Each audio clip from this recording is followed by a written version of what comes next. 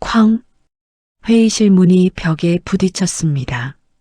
수십 명의 시선이 일제히 돌아갔죠.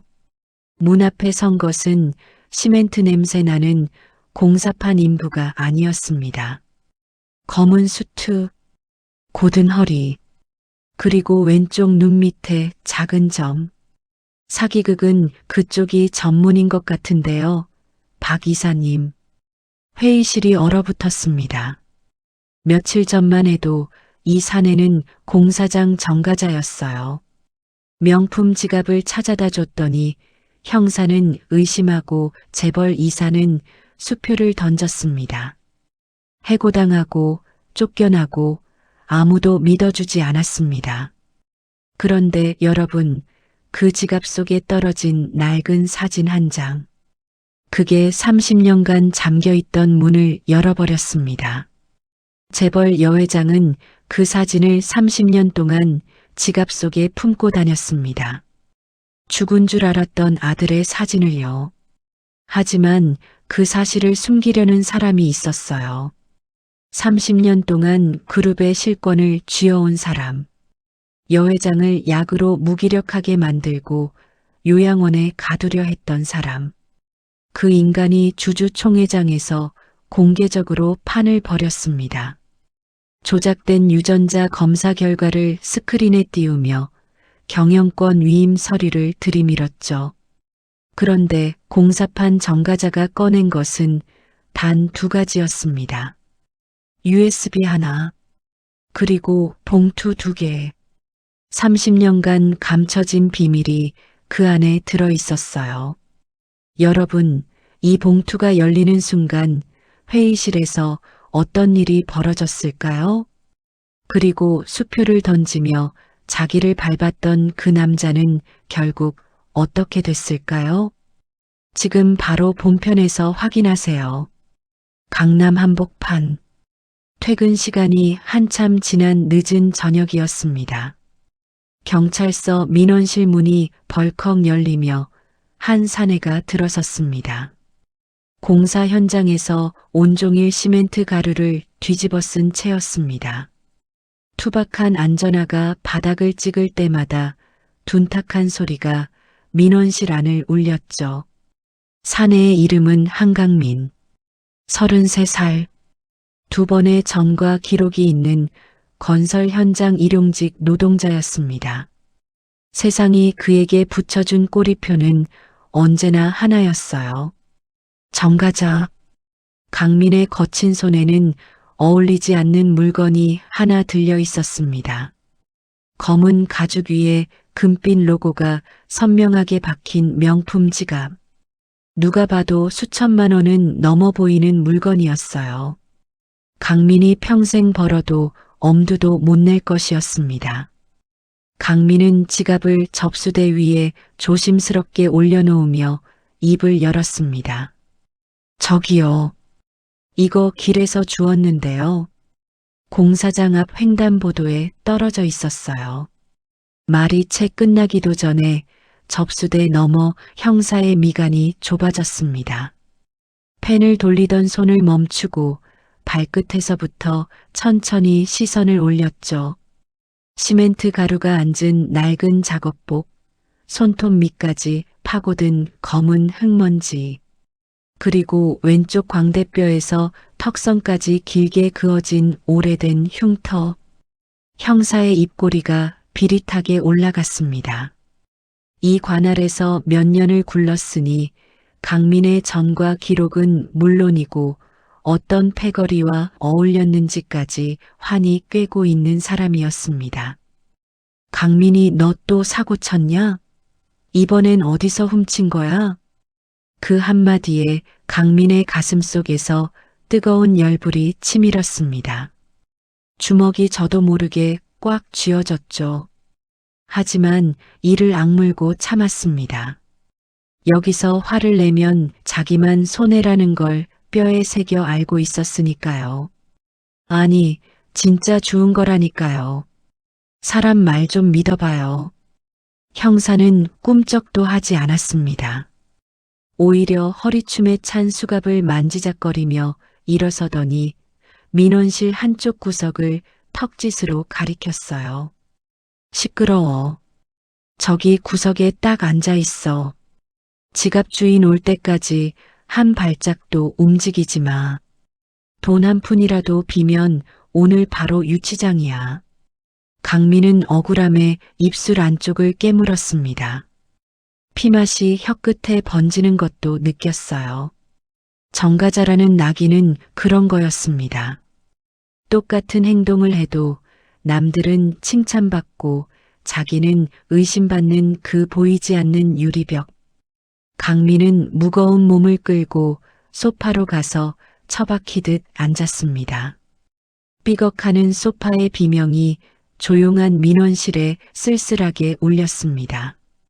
바로 그때였습니다. 형사가 지갑의 내용물을 확인하려고 지갑을 거꾸로 들고 탈탈 털었습니다. 카드 몇 장과 영수증 쪼가리들이 접수대 위에 흩어지는 찰나 카드 지갑 깊숙한 곳에 꽁꽁 끼워져 있던 작은 사진 한 장이 바닥으로 툭 떨어졌습니다. 빛이 바래고 모서리가 다를 대로 다른 오래되어도 한참 오래된 사진이었어요. 형사는 거들떠보지도 않았습니다. 하지만 소파에 앉아있던 강민의 눈이 무심코 그 사진에 꽂혔습니다. 가만히 있을 수만은 없었던 강민은 몸을 일으켜 바닥에서 사진을 집어들었어요. 그 순간이었습니다. 강민의 온 세계가 멈췄습니다. 사진 속에는 3살쯤 되어 보이는 사내아이가 있었습니다. 커다란 막대 사탕을 입에 문 채 눈을 반달처럼 찡긋 감고 해맑게 웃고 있는 아이였어요. 볼에는 사탕 자국인지 뭔가 묻어 있었고 눈을 찡긋 감은 그 표정이 어찌나 해맑은지 보는 사람까지 절로 미소 짓게 만드는 얼굴이었죠. 하지만 강민은 웃지 못했습니다. 사진을 든 손이 부들부들 떨리기 시작했으니까요. 왼쪽 눈 밑에 작은 점, 뭔가를 고집스럽게 담은 듯한 입술 모양. 그것은 강민이 보육원을 퇴소할 때 원장 선생님께 건네받았던 자신의 유일한 어린 시절 사진과 소름이 끼칠 정도로 똑같았습니다. 얼굴 생김새만이 아니었어요. 사탕을 쥔 손의 각도, 살짝 기울어진 고개, 심지어 배경에 깔린 노란 벽지의 무늬까지. 강민의 가슴 깊은 곳에서 설명할 수 없는 진동이 올라왔습니다. 이게 왜 이 지갑에 있어? 심장이 미친 듯이 뛰기 시작했습니다. 귀가 멍멍해질 만큼 심장 소리가 크게 울렸어요.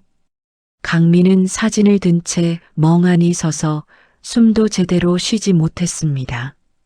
바로 그때 경찰서 정문이 벌컥 열렸습니다. 숨을 헐떡이며 한 여성이 뛰어들어왔습니다. 단정하게 빗어올린 짙은 갈색 머리카락, 검은 정장 위에 은은하게 빛나는 진주 브로치.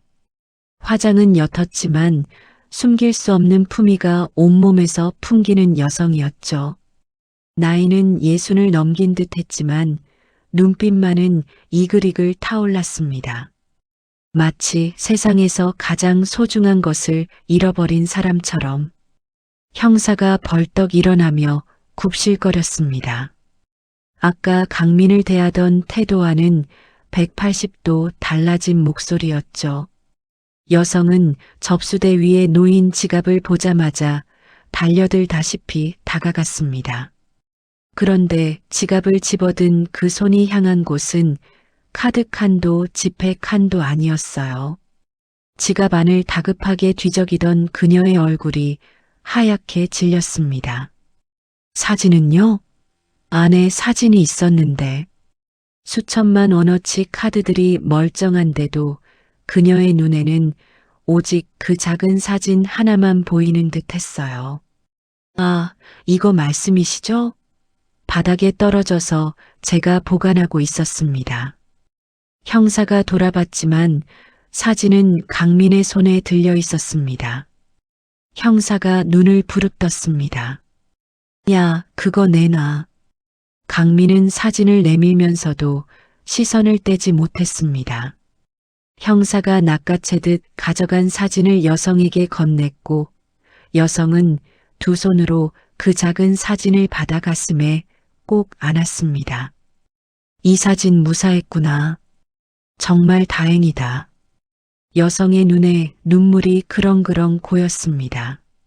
주름 깊은 손가락이 사진 위를 조심스럽게 쓸어내리는 그 모습에서 강민은 헤아릴 수 없는 감정이 쏟아져 올라오는 걸 느꼈습니다. 저 사진이 저 사람에게 얼마나 소중한 건지 그 떨리는 손끝만 봐도 알 수 있었으니까요. 강민의 다리가 저절로 움직였습니다. 저기요, 아줌마. 여성이 고개를 들었습니다. 시멘트 가루 범벅인 사내의 얼굴과 그녀의 시선이 정면으로 부딪혔죠. 그 사진 속에 누구예요? 강민의 목소리가 떨리고 있었습니다. 30년 넘게 살면서 어떤 주먹 앞에서도 떨리지 않았던 목소리가 이 작은 사진 한 장 앞에서 추풍낙엽처럼 흔들리고 있었습니다. 그거 나 같은데. 나 어릴 때랑 똑같은데. 그 한마디가 떨어지는 순간 경찰서 안의 모든 공기가 얼어붙었습니다. 아무도 말하지 않았습니다. 형사도, 민원실 직원도, 지나치던 순찰 경관도 아무도 입을 열지 못하는 이상한 침묵이 흘렀습니다. 형광등이 지직거리는 소리마저 멈춘 것 같았어요.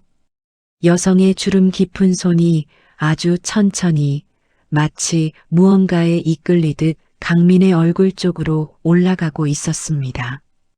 그 손끝이 강민의 왼쪽 눈 밑 작은 점이 박힌 바로 그 자리에 닿으려던 순간이었습니다. 쾅! 경찰서 정문이 벽에 부딪힐 듯 거칠게 열리며 날카로운 고함이 민원실 전체를 찢는 듯 했습니다. 회장님, 여기서 대체 뭘 하고 계신 겁니까? 딱딱한 구두굽이 바닥을 찍는 소리가 요란하게 울렸고 검은 코트를 걸친 장신의 남자가 성큼 안으로 걸어 들어왔습니다. 가온그룹 이사 박도준, 오수진의 사촌 오빠이자 그룹의 모든 실무를 쥐고 흔드는 실세 중의 실세였죠. 도준은 문을 열자마자 상황을 단숨에 읽어냈습니다. 사촌 동생이 시멘트 범벅인 정가자와 마주서 눈물까지 글썽이고 있는 이 그림이 그의 눈에는 한순간에 위험 신호로 잡혔던 겁니다. 도준은 강민과 오수진 사이를 거칠게 가르며 앞을 막아섰습니다. 그러고는 강민을 위에서 아래로 천천히 훑어보았죠. 시멘트 가루가 앉은 작업복, 갈라진 손톱, 얼굴에 오래된 흉터, 도준의 입꼬리가 비릿하게 올라갔습니다. 벌레를 밟기 직전의 표정이었어요. 어디서 이런 질 나쁜 놈이 감히 회장님께 사기를 쳐? 도준의 목소리는 낮았지만 민원실 구석구석까지 쩌렁 울렸습니다. 그는 고개도 돌리지 않은 채 형사를 향해 턱짓을 했죠. 형사가 강민의 팔을 낚아챘습니다. 야, 나가. 강민은 형사의 손을 뿌리쳤습니다. 아니, 사기가 아니라 진짜라니까요. 사진 속 애가 나랑 똑같다고요. 눈 밑에 점도 같은 자리에 있고 입 모양도 얼굴 생김새도 전부 다. 강민의 목소리가 갈라졌습니다. 억울함과 절박함이 뒤엉킨 외침이었지만 도준은 눈 하나 깜짝하지 않았어요. 오히려 한 발 더 다가서며 안주머니에 손을 집어넣었습니다. 꺼낸 것은 수표 몇 장이었습니다. 적지 않은 금액이었죠. 도준은 그 수표를 부채처럼 펼쳐 보이더니 강민의 가슴에 툭 치듯 던졌습니다. 종이장들이 허공에서 나풀거리다 하나씩 바닥으로 떨어졌어요. 지갑 주워준 값은 이걸로 충분할 테니 이 돈 들고 당장 꺼져. 다시는 우리 눈앞에 나타날 생각 마. 수표가 강민의 발치에 흩어졌습니다. 한 장은 안전화 위에 걸쳐졌고 한 장은 바닥에 먼지와 뒤섞여 뒹굴었습니다. 강민은 돈을 쳐다보지 않았습니다. 고개를 들어 도준의 눈을 똑바로 마주했어요. 그 눈빛 속에 담긴 것은 분노가 아니었습니다. 돈 몇 푼에 자기의 존재 자체를 지워버리려는 그 서늘한 경멸. 그게 강민의 심장을 칼로 긋는 것처럼 아팠습니다. 강민은 형사의 손을 뿌리치고 오수진을 향해 돌아섰습니다.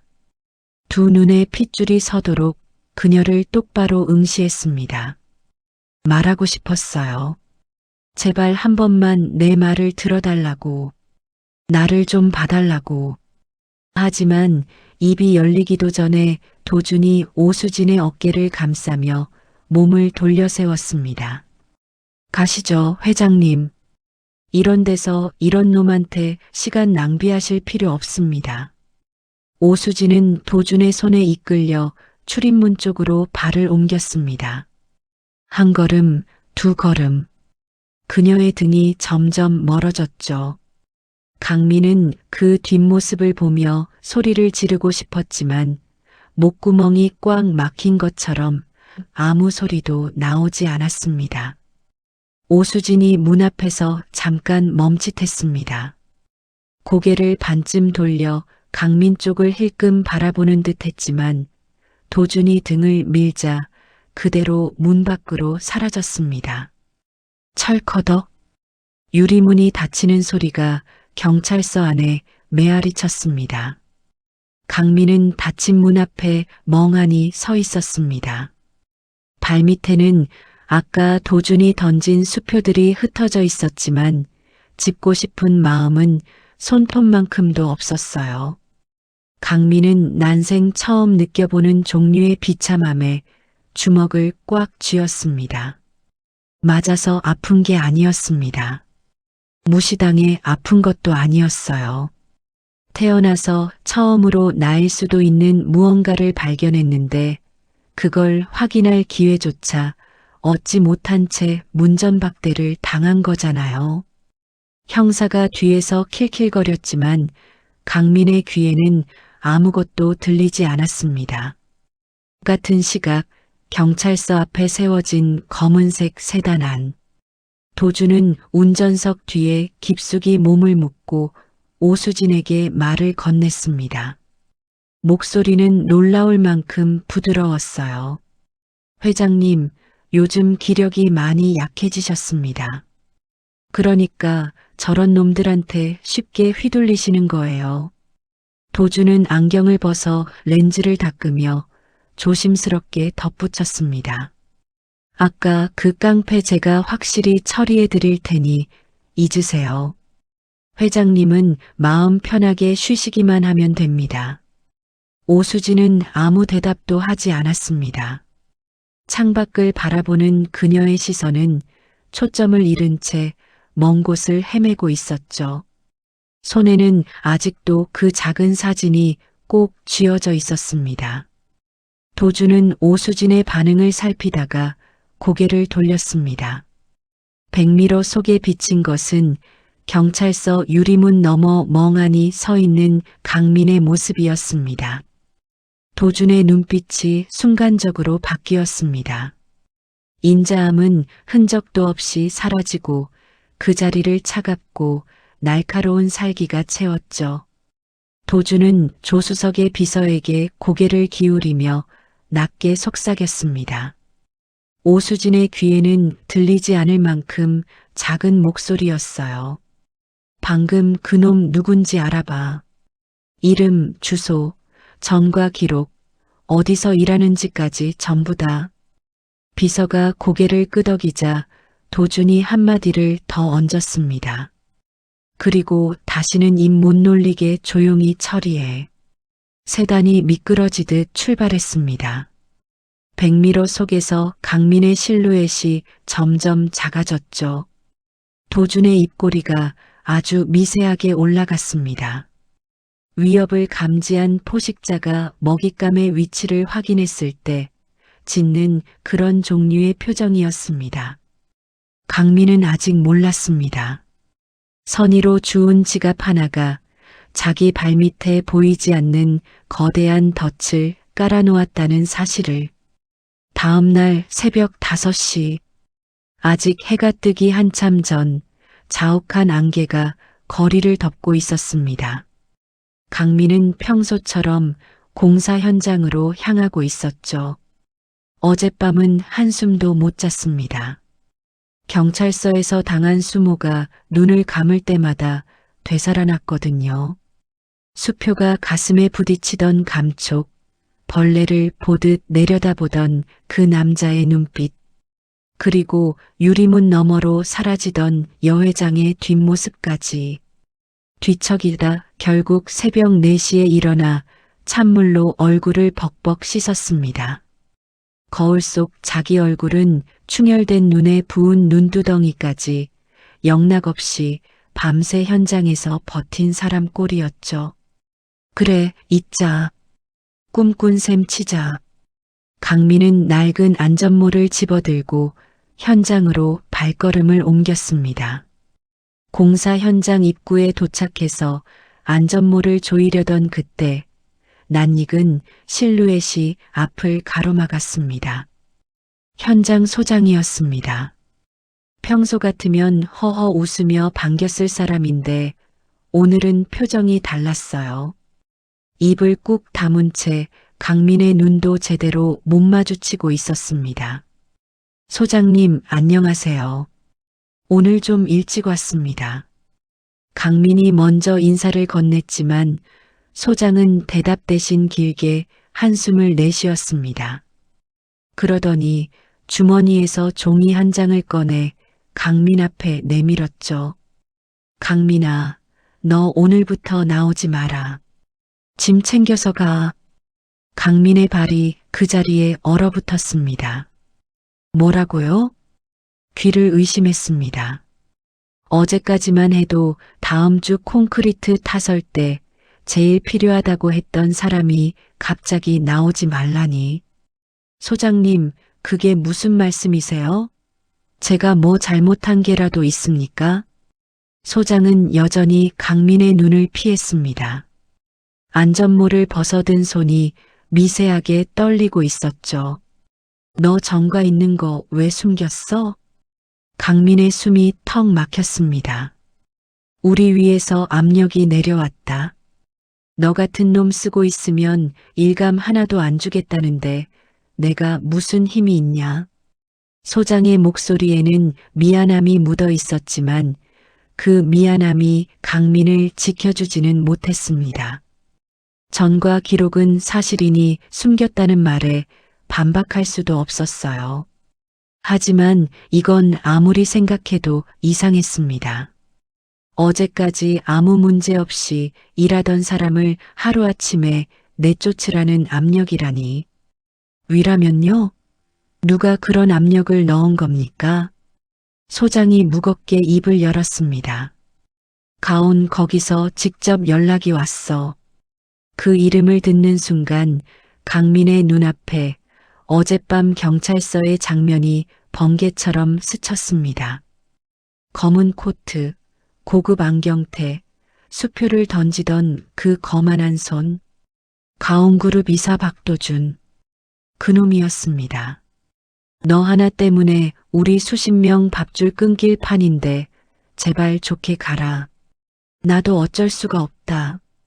소장이 마지막으로 그 한마디를 남기고 고개를 돌렸습니다. 강민은 내밀어진 서류를 받아들지 않았어요. 서류가 바람에 날려 안전화 위에 사뿐히 내려앉았습니다. 강민은 주먹을 꽉 쥐었습니다. 단순히 사기꾼 취급이 아니었어요. 이 새끼들 나를 아예 매장시키려고 작정을 했구나. 그리고 그 순간 강민의 머릿속에 한 가지 생각이 스쳤습니다. 만약 자기가 그 지갑과 아무 상관도 없는 사람이었다면 대기업 이사가 이렇게까지 할 이유가 없잖아요. 지갑 주워준 행 하나를 직장까지 잃게 만들 집요하게 움직일 이유가 뭐가 있겠어요? 뭔가 감추고 싶은 게 있는 거였습니다. 강민의 눈빛이 변했습니다. 비참함이 걷히고 그 자리를 서늘한 결의가 채웠죠. 공사장을 빠져나온 강민은 주차장에 세워둔 낡은 트럭에 올라탔습니다. 운전석에 앉자마자 운전대를 두 주먹으로 내려쳤습니다. 쿵 하는 둔탁한 소리가 차 안에 울렸죠. 사실 강민은 처음부터 거친 남자가 아니었습니다. 보육원 시절 그는 누구보다 착하고 공부도 잘하는 아이였어요. 원장 선생님이 이 아이는 장학금 받고 대학 갈 수 있을 거예요 라고 말할 정도였죠. 하지만 보육원 바깥 세상은 친절하지 않았습니다. 동네 불량배들이 보육원 동생들을 상습적으로 괴롭혔어요. 강민이 처음 주먹을 휘두른 건 15살 때였습니다. 동생 하나가 코뼈가 부러져 피를 쏟으며 돌아온 날이었어요. 그 뒤로 아무리 정직하게 살려 해도 사회는 강민을 받아주지 않았어요.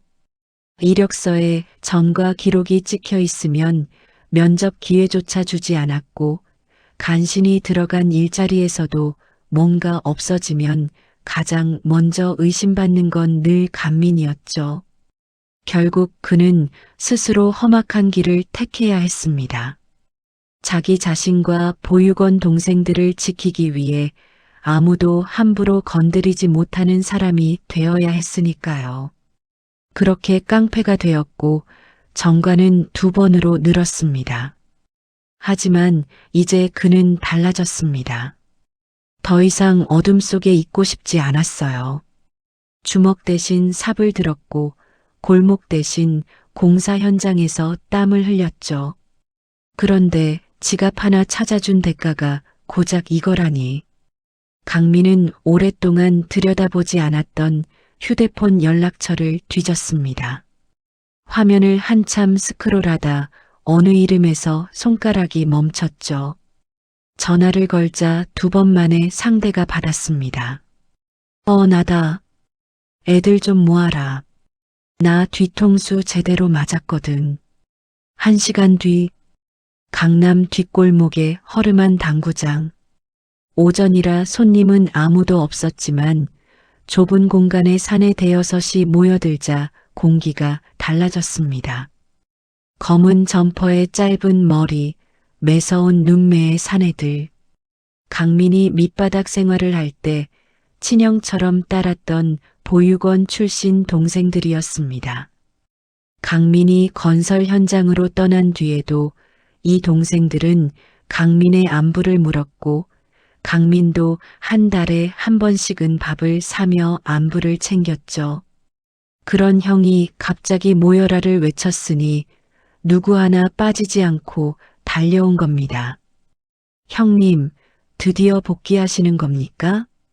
맨 앞줄에 앉은 동생이 눈을 빛내며 물었습니다. 강민이 고개를 저었죠. 아니, 이번엔 깡패짓 하려는 게 아니야. 강민은 당구대에 기대어 동생들의 얼굴을 하나하나 훑쳤습니다. 그러고는 주머니에서 보육원 시절 받았던 자기 사진을 꺼내 당구대 위에 올려놓았어요. 내가 누군지 좀 알아야겠어서 그런다. 강민은 어제 경찰서에서 벌어진 일을 처음부터 끝까지 들려주었습니다. 지갑 속에 있던 자기 어린 시절과 똑같은 사진, 그 사진을 안고 울던 재벌 회장, 그리고 그 자리를 개판으로 만들며 자기를 쫓아낸 박도준이라는 남자까지. 동생들의 표정이 점점 굳어졌죠. 그 집안에 30년 전 무슨 일이 있었는지 알아내. 강민의 목소리는 낮았지만 당구장 안의 공기를 짓누를 만큼 무거웠습니다. 그 여자 회장이 왜 내 사진을 지갑에 넣고 다녔는지, 그리고 어제 그놈이 왜 나를 그렇게까지 밟으려 드는 건지, 하나도 빠짐없이 전부 찾아내. 동생들이 일제히 고개를 끄덕였습니다. 평생 억울함만 삼키며 살아왔던 강민의 반격이 이 허름한 당구장에서 조용히 시작되었습니다. 같은 시각, 도주는 서재에 앉아 비서의 보고를 받고 있었습니다. 한강민 건설 현장에서 오늘 아침부로 해고 처리되었습니다. 도주는 가죽의자 깊숙이 몸을 묻으며 만족스러운 표정을 지었습니다. 좋아. 이제 알아서 꽁무니 빼겠지. 밑바닥 놈들은 밥줄 끊기면 다른 건 생각도 못하는 법이야. 도주는 찻잔을 들며 입꼬리를 올렸습니다. 모든 게 자기 손바닥 안에서 돌아가고 있다는 확신 가득한 얼굴이었죠. 하지만 도주는 몰랐습니다. 자기가 밟아 없애려 한 그 정가자가 지금 이 순간 동생 여섯을 모아놓고 가온 그룹의 뒤를 파기 시작했다는 사실을, 잠자고 있던 사자의 꼬리를 밟았다는 것을 도주는 아직 알지 못했습니다. 며칠이 흘렀습니다. 동생들이 파고들기 시작하자 가온그룹 주변에서 흘러나오는 이야기들이 조각조각 맞춰지기 시작했습니다. 30년 전 가온그룹 창업주이자 오수진의 남편이었던 한정우가 대형 화재로 사망했습니다. 당시 3살배기 아들 한성민도 함께 사망한 것으로 처리되었어요. 장례는 박도준이 직접 처리했죠. 신혼 미상의 유고를 아이의 것이라며 가져와서요. 그 이후 오수진은 혼자 남아 그룹을 이어받았습니다. 하지만 남편과 아들을 잃은 충격, 그리고 박도준이 건네는 안정제에 의해 판단력이 서서히 흐려졌죠. 박도준은 그 빈틈을 30년 동안 채워왔던 겁니다. 오수진의 이름으로, 오수진의 도장으로. 하지만 실제 결정은 모두 자기가 내리면서요. 동생 한 명이 강민에게 전화를 걸었습니다. 형님, 당시 화재 현장 인근 보육원 기록 찾았습니다. 30년 전 그 화재가 났던 날 신원불명의 3살 남아 한 명이 보육원에 맡겨졌어요. 이름도 없이 아이만 들어왔대요. 강민은 전화를 받으며 눈을 감았습니다. 그 아이가 나였구나. 심장이 서서히 조여드는 것 같았습니다. 버려진 게 아니었을 수도 있다는 생각이 처음으로 신라처럼 피어올랐어요. 하지만 아직은 확신할 수 없었습니다. 사진이 닮은 것과 보육원 기록만으로는 부족했어요. 박도준이라는 인간이 30년을 버텨온 사람이라면 그 정도 증거는 가볍게 뒤집어 버릴 수 있을 테니까요. 강민은 전화를 끊고 천장을 바라보았습니다. 사진 하나, 보육원 기록 하나, 그것만으로는 싸움이 되지 않습니다. 아무도 부정할 수 없는 증거가 있어야 했어요. 강민은 천천히 몸을 일으켰습니다.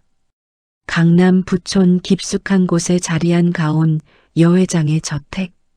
바깥에서 보면 이 집은 그야말로 궁전이었습니다. 높은 담장 너머로 정원수가 가지런히 다듬어져 있었고 현관까지 이어지는 돌길 양옆에는 철마다 꽃이 바뀌었죠. 하지만 그 화려한 껍데기 안쪽 오수진의 침실은 전혀 다른 세계였습니다. 커튼이 단단히 쳐진 창문 사이로 햇살 한 줄기도 들어오지 못하고 있었어요. 오수진은 침대 머리맡에 기대어 멍하니 앉아 있었습니다. 손에는 그 작은 사진이 들려 있었죠. 지갑 속에 30년간 품고 다니던 3살배기 아들의 사진. 주름진 손가락이 사진 위를 느릿느릿 쓸어내렸습니다. 마치 사진 속 아이의 볼을 만지듯이요. 경찰서에서 있었던 일이 머릿속에서 떠나지 않았습니다. 시멘트 가루를 뒤집어 쓴 그 거친 청년의 얼굴. 나 같은데 라고 외치던 그 떨리는 목소리. 정말 내 성재일까? 죽었다던 내 아이가 정말 살아 돌아온 걸까? 오수진의 가슴 깊은 곳에서 무언가 뜨거운 것이 올라왔습니다. 30년간 얼어붙어 있던 희망이라는 감정이 조심스럽게, 아주 조심스럽게 고개를 들고 있었죠. 그때 침실 문이 소리 없이 열렸습니다. 회장님, 또 그 사진 보고 계십니까? 박도준이었습니다. 목소리는 부드러웠어요. 걱정 가득한 친척 오빠의 목소리. 도준은 침대 곁에 다가와 오수진의 어깨를 지그시 눌렀습니다. 그 손길은 따뜻했지만 오수진은 자기도 모르게 어깨가 움츠러드는 걸 느꼈어요. 왜 그런지는 오수진 본인도 몰랐습니다. 마음을 편히 가지셔야 한다니까요. 경찰서에서 무슨 일이 있었는지 저도 알고 있지만 그런 건 잊으시는 게 좋습니다. 도준이 침대 옆 탁자에 은쟁반을 내려놓았습니다. 쟁반 위에는 하얀 알약 2알과 물이 담긴 유리잔이 놓여 있었죠. 의사 선생님이 특별히 처방해 주신 안정제예요. 요즘 잠도 못 주무시잖아요. 이거 드시고 한숨 푹 주무세요. 오수진은 손바닥 위에 알약을 내려다보았습니다. 하얗고 작은 알약 2알. 이 약을 먹기 시작한 게 언제부터였는지 정확히 기억나지 않았어요. 도준이 건강을 위해서라며 가져다 준 게 몇 년 전이었을 겁니다. 먹고 나면 머리가 몽롱해지고 온몸에 힘이 빠졌지만 대신 잠은 잘 왔거든요. 오수진은 거부감 없이 알약을 입에 넣고 물을 한 모금 삼켰습니다. 하지만 그 약의 정체를 오수진은 몰랐습니다. 안정제라는 이름 뒤에 숨겨진 진짜 목적. 그것은 오수진의 기억을 안개처럼 흐릿하게 만들고 판단력을 무디게 하고 무기력함 속에 가두어두기 위한 도준의 무기였습니다. 몇 년째 이 약을 먹어온 오수진은 점점 바깥 세상과 단절되어 갔고 도준이 하는 말에 저항할 기력조차 잃어가고 있었던 거죠. 약 기운이 퍼지기 시작했습니다. 오수진의 눈꺼풀이 천천히 무거워졌어요. 그 순간 도준의 목소리가 달라졌습니다. 아까까지의 부드러움은 온데간데 없이 사라지고 낮고 서늘한 톤이 오수진의 귀를 파고들었죠. 회장님, 잊으셨어요? 도준이 침대 곁에 허리를 숙이며 귀에 가까이 다가갔습니다. 30년 전 그 끔찍한 불길 속에서 성민이는 정우 씨와 함께 떠났습니다. 제가 직접 나서서 겨우 남은 유골을 수습해서 제 손으로 보내드리기까지 했지 않습니까? 오수진의 이마에 주름이 깊어졌습니다. 괴로운 듯 고개를 저었지만 약에 잠식당한 몸은 제대로 움직여지지 않았어요. 경찰서에서 본 그 남자. 그놈은 회장님 재산을 노리고 접근한 사기꾼일 뿐입니다. 성민이는 절대로 살아 돌아올 수 없어요. 불길이 너무 거셌어요. 아무도 그 안에서 살아나올 수 없었습니다. 오수진의 눈동자가 서서히 초점을 잃어갔습니다. 그래, 성민이는 죽었지. 내 아들은 없지. 도준의 입꼬리가 아주 미세하게 올라갔습니다. 도준은 조용히 몸을 일으켜 침실 문 쪽으로 걸어갔습니다. 문 밖에서 대기하고 있던 비서에게 고개를 까딱이며 낮은 목소리로 지시했죠. 회장님 정신이 더 맑아지기 전에 준비해. 내일 당장 요양원으로 모신다. 외부인 접촉은 철저히 차단하고 전화도 안 되게 해. 누구도 회장님을 만날 수 없게 만들어. 비서가 고개를 숙이며 수첩에 뭔가를 적었습니다. 도주는 마지막으로 침실 안을 돌아보았어요. 약 기운에 눈을 감아가는 오수진의 모습이 보였죠. 사진을 가슴에 안은 채 잠들어가는 그 모습을 확인하고서야 도준은 문을 닫았습니다. 복도를 걸어나가는 도준의 표정에는 이제 인자함의 흔적도 남아있지 않았어요. 대신 그 자리를 차지한 것은 모든 것을 계산대로 움직이는 자의 차가운 자부심이었습니다. 하지만 굳게 닫힌 침실 안에서 한 가지 일이 벌어지고 있었습니다. 약 기운에 깊이 잠겨가던 오수진의 손가락 끝이 미세하게 떨리고 있었어요. 의식은 거의 꺼져가고 있었지만 가슴에 안긴 사진 위에 손가락만은 놓지 않고 있었습니다. 도준이 아무리 죽었다고 되뇌어도 어머니의 심장 밑바닥 어딘가에서는 이미 알고 있었는지도 모릅니다. 살아있다는 것을요. 다음 날 아침 7시 안개가 아직 걷히지 않은 부촌의 거리는 고요했습니다.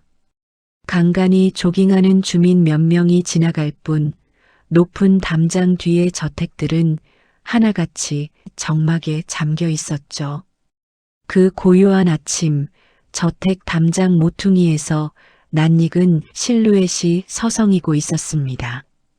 한강민이었습니다. 동생들이 며칠간 수소문에 알아낸 오수진의 저택 주소. 강민은 이른 새벽부터 저택 근처를 서성이며 안쪽 동향을 살피고 있었던 거죠. 무작정 들어갈 수는 없었습니다. 하지만 무작정 기다릴 수도 없었어요. 그때였습니다. 가온그룹 여회장의 저택 대문이 열렸습니다. 오수진이 영문도 모른 채 비서 2명의 안내를 받으며 현관을 나서고 있었습니다. 어젯밤 약 기운에 골아떨어진 뒤 아침에 눈을 떴더니 비서들이 이미 짐을 싸놓고 기다리고 있었던 거예요. 옷도 비서들이 골라놓은 것을 입었고 아침밥도 먹지 못한 채 현관까지 끌려 나온 셈이었죠. 오수진의 머리는 아직 몽롱했습니다. 발걸음이 불안정했고 주변 풍경이 물에 비친 것처럼 일렁거렸어요. 마당에 발을 내디딘 오수진의 눈이 커졌습니다. 평소 타던 검은색 세단이 아니라 유리창이 짙게 틴팅된 거대한 벤이 시동을 켠 채 대기하고 있었거든요. 이게 다 뭡니까? 어디를 간다는 거예요? 현관 기둥 옆에서 서 있던 도준이 느릿한 걸음으로 다가오며 입을 열었습니다. 조용한 곳에서 푹 쉬시면 좋겠다 싶어 요양원을 알아봤어요. 가서 한 달만 쉬다 오시죠. 오수진의 등줄기에 서늘한 기운이 흘렀습니다. 아니, 이건 내가 보고받은 적도 없는 일이에요. 나 안 가요. 비서들이 한 발씩 오수진에게 다가섰습니다. 오수진이 뒤로 물러서려 했지만 등 뒤에는 이미 또 다른 비서가 서 있었어요. 사면이 막혀버린 겁니다. 비서들이 오수진의 양팔을 잡고 벤 쪽으로 이끌기 시작했습니다. 안 간다니까요. 놓으세요. 오수진이 버둥거렸지만 약 기운이 채 가시지 않은 몸은 말을 듣지 않았습니다. 오수진은 다급하게 벤에 열린 문짝을 두 손으로 붙잡고 버텼습니다. 손가락 마디가 하얗게 변할 만큼 힘을 줬지만 비서들이 그 손을 하나씩 떼어내려 했죠. 도와주세요. 오수진이 길 건너를 향해 소리쳤습니다. 마침 담장 너머 도로에서 조깅하던 주민 2~3명이 고개를 돌렸어요. 하지만 그뿐이었습니다. 아무도 발길을 옮기지 않았죠. 정원사와 경비원들도 마찬가지였습니다. 도준의 위세 아래에서 수년간 월급을 받아온 사람들이 나설 리가 없었어요. 오수진의 눈에 눈물이 차올랐습니다. 대한민국 굴지의 대기업 회장이 자기 집 마당에서 끌려가면서도 아무도 도와주지 않는 이 비참한 현실. 오수진은 생전 처음으로 자기가 이 화려한 저택의 주인이 아니라 죄수였다는 사실을 깨달았습니다. 바로 그 순간이었습니다. 너희 지금 뭐 하는 거야? 아침 공기를 찢는 우렁찬 고함이 터져 나왔습니다. 저택 담장 모퉁이에서 한 사내가 전력으로 뛰어오고 있었어요. 낡은 작업복에 안전화를 신은 강민이었습니다. 강민이 달려들었습니다. 오수진의 팔을 잡고 있던 비서의 손목을 거칠게 쳐냈고 다른 한 명이 막아서려 하자 어깨로 밀어붙여 넘어뜨렸죠. 깡패 시절 다져진 몸이었습니다. 비서 2명 정도는 상대도 되지 않았어요. 순식간에 비서들을 물리친 강민이 오수진의 앞에 벽처럼 섰습니다. 오수진은 갑자기 벌어진 상황에 넋이 나간 채 강민의 등을 바라보았습니다. 넓은 어깨, 시멘트 냄새가 밴 작업복. 며칠 전 경찰서에서 나 같은데 라고 외치던 바로 그 사내의 등이었죠. 오수진의 떨리는 손이 저도 모르게 뻗어나가 강민의 작업복 소매를 꽉 움켜잡았습니다. 강민이 고개를 돌려 오수진의 눈을 똑바로 바라보았습니다. 경찰서에서 본 그 절박한 눈빛은 여전했지만 오늘은 거기에 단단한 결의가 더해져 있었어요. 아줌마 안 가고 싶죠? 그럼 내 뒤에 와요. 그 한마디에 오수진의 몸이 얼었습니다. 30년간 아무도 해주지 않았던 말이었거든요. 싫으면 안 가도 된다고. 내가 막아줄 테니 내 뒤에 서라고. 오수진은 대답 대신 강민의 소매를 더 꽉 쥐었습니다. 강민이 오수진을 자기 등 뒤로 감추자 도준의 얼굴이 사색으로 변했습니다. 강민은 도준이 아닌 주변을 향해 더 크게 목소리를 높였죠. 다들 보고 계시죠? 이 양반들이 싫다는 사람을 강제로 차에 태우려고 합니다. 이건 납치 아니에요? 강민의 고함에 상황이 달라졌습니다. 아까는 못 본 척 지나가던 조깅족들이 하나둘 발길을 멈추고 담장 쪽을 바라보기 시작했어요. 이웃 저택의 경비원이 무전기를 들었고 지나가던 차량 한 대가 속도를 줄이며 창문을 내렸죠. 도준의 이마에 식은땀이 맺혔습니다. 도준에게 체면은 목숨보다 중요한 것이었어요. 이 자리에서 강제로 사촌 동생을 차에 태우는 장면이 퍼지면 그 이미지는 하루아침에 무너질 수 있었습니다. 도준은 이를 악물었습니다. 오수진이 강민의 소매를 잡은 채 한 발 앞으로 나섰죠. 가죠. 그 짧은 한마디에 도준은 아무 말도 하지 못했습니다. 두 사람이 걸어나가는 모습을 주먹을 꽉 쥔 채 지켜볼 수밖에 없었죠. 잠자고 있던 사자는 이제 완전히 깨어났습니다. 강민의 낡은 트럭은 도심을 한참 벗어나 인적 드문 강변 벌판에 멈춰 섰습니다. 엔진이 꺼지자 차 안에는 숨막히는 침묵만이 남았죠. 창밖으로 갈대밭이 바람에 흔들리고 멀리 강물이 느릿느릿 흐르고 있었지만 두 사람의 귀에는 아무 소리도 들어오지 않는 것 같았습니다. 오수진은 조수석에 앉은 채 두 손을 무릎 위에 가지런히 올려놓고 있었습니다. 저택 앞에서 도준에게 당당히 한마디를 던지고 트럭에 올라탔을 때는 분명 결연한 표정이었는데 막상 낯선 청년과 단둘이 남게 되자 긴장을 숨길 수가 없었어요.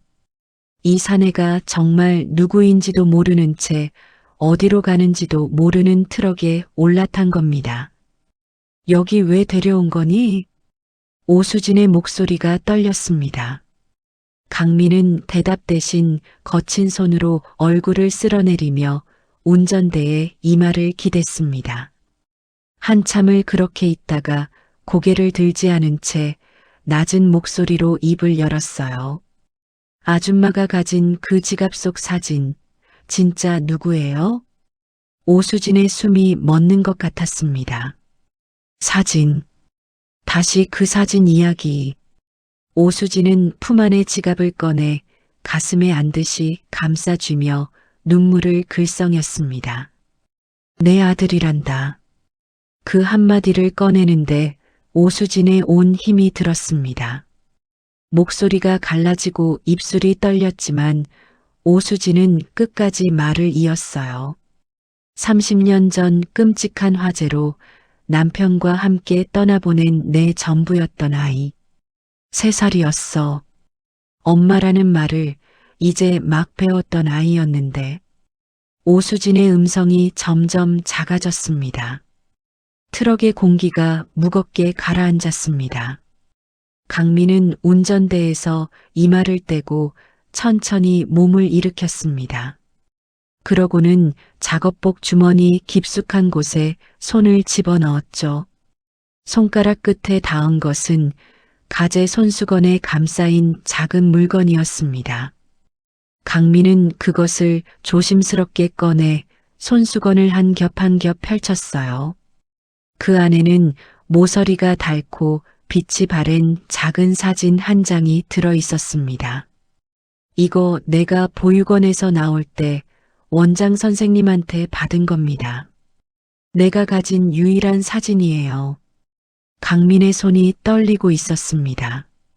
나도 부모가 누군지 모릅니다. 왜 버려졌는지도 몰라요. 평생을 밑바닥에서 괴물처럼 살았어요. 강민이 사진을 오수진 쪽으로 내밀었습니다. 오수진은 떨리는 손으로 그 사진을 받아들었죠. 그리고 자기 지갑 속 사진을 꺼내 2장을 나란히 놓았습니다. 차 안의 공기가 얼어붙었습니다. 2 사진 속의 아이는 같은 아이였습니다.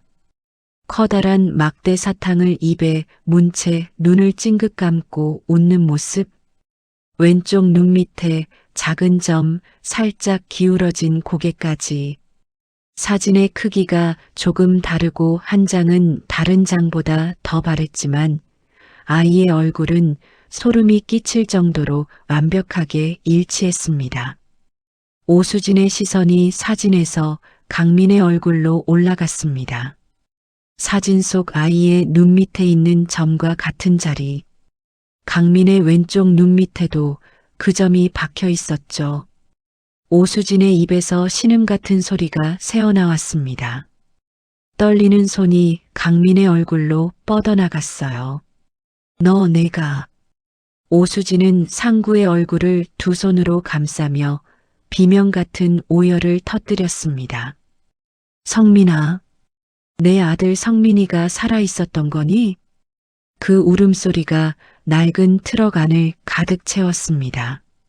30년간 가슴속에 갇혀있던 슬픔이 댐이 터지듯 쏟아져 나오는 거였어요. 하지만 강민은 오수진의 손을 받아들이지 못했습니다. 강민이 오수진의 손목을 거칠게 뿌리쳤습니다. 그러고는 운전석 문을 벌컥 열고 밖으로 뛰쳐나갔죠. 강변 벌판 한가운데서 강민이 울부짖었습니다. 나 쓰레기처럼 버려진 게 아니었나요? 엄마가 이렇게 멀쩡히 살아있는데 왜 나를 그 지옥 같은 보육원에 처박아 두고 평생을 정가자로 살게 둔 건데요? 왜 나를 안 찾았어요? 강민의 서러움은 30년치였습니다. 부모 없이 자란 보육원의 차가운 밤, 아무도 자기 편이 되어주지 않는 세상, 정가자라는 낙인, 밑바닥에서 구르며 살아온 모든 날들. 그 시간이 통째로 폭발하듯 쏟아져 나왔죠. 강민의 어깨가 들썩였습니다. 주먹으로 허벅지를 내려치며 쓰러지듯 무릎을 꿇었어요. 오수진이 트럭에서 내려 비틀거리며 강민에게 다가갔습니다. 무릎 꿇은 강민 앞에 같이 주저앉으며 가슴을 쥐어듯 말했습니다. 아니야, 성민아. 엄마가 널 버린 게 아니야. 최 이사가 그 사람이 내 아버지는 물론이고 너까지 불길 속에서 나오지 못했다고 했어. 화재가 너무 커서 수습할 게 없었다고. 신원 미상의 유골을 가져와 내 것이라며 직접 장례까지 치렀단다. 나는 정말 믿었어. 30년을 그렇게 믿고 살았어. 강민의 울부짖음이 멈췄습니다. 고개를 천천히 들어 오수진을 바라보았죠. 수습을 했다고요? 멀쩡히 살아있는 날 두고요? 그 한마디에 모든 것이 맞아떨어졌습니다. 오수진의 얼굴에서 슬픔이 걷히고 그 자리를 경악이 채웠어요. 세상에, 그 사람이 널 죽었다고 속이고 보육원에 버린 거였어. 내 아들을, 우리를 갈라놓으려고. 강민의 눈에서 눈물이 마르고 대신 서늘한 분노가 차올랐습니다. 이제 원망의 방향이 바뀌었어요. 엄마가 자기를 버린 게 아니었습니다. 누군가가 의도적으로 엄마와 자기 사이를 갈라놓은 거였죠. 두 사람은 강변 벌판 한가운데서 서로를 부둥켜 안고 한참을 울었습니다. 갈대밭 사이로 바람이 불었고 멀리서 강물 소리가 났지만 두 사람에게는 서로의 울음소리밖에 들리지 않았어요. 한참이 지나서야 강민이 먼저 이성을 되찾았습니다. 이제 울지 말아요. 사진만으로는 부족합니다. 그놈이 발 뺄 수 없게 아무도 부정할 수 없는 확실한 증거가 필요해요. 오수진이 눈물 사이로 고개를 끄덕였습니다. 그래. 유전자 검사를 하자. 그 사람이 다시는 우리 사이를 갈라놓지 못하게.